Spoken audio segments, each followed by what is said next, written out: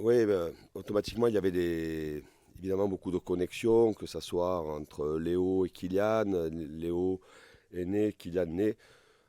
Après, je dois organiser l'équipe, évidemment, maintenant vu l'absence conjuguée sur le prochain match de Kylian et de Ney, autour de Léo, un peu comme on l'a fait lors du match à Montpellier, après la sortie de Kylian.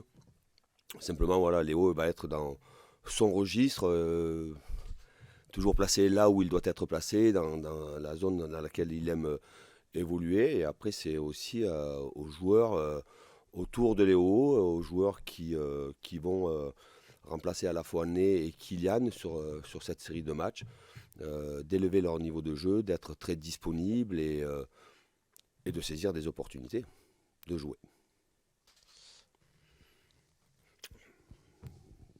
À digérer? Non, non, moi je j'ai pas de problème de digestion. Le mercato, c'est le mercato, c'est toujours difficile. C'est comme ça. Euh, on fera avec l'effectif que j'ai à ma disposition. J'ai un effectif de qualité. J'ai des jeunes de qualité qui arrivent aussi. Non, non, je ne suis pas du tout amer sur le fait, sur l'histoire du mercato. On savait qu'il y avait la possibilité peut-être de faire venir un joueur. On connaissait les contraintes. On connaissait les contraintes aussi. Le club a fait le maximum a fait le maximum pour faire venir un joueur. Malheureusement, ça ne s'est pas fait pour différentes raisons. Il faut s'appuyer sur l'effectif qui a été performant à un certain moment. On arrive dans un enchaînement de matchs. Les jeunes sont là et ils vont exister dans ces enchaînements de matchs. Mais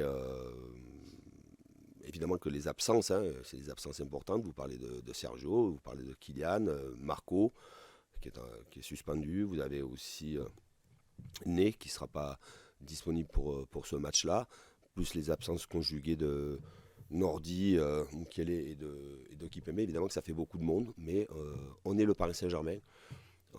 On a un effectif de qualité et ceux qui ne sont pas là sont souvent remplacés par de très bons joueurs et souvent des joueurs qui sont d'un niveau international.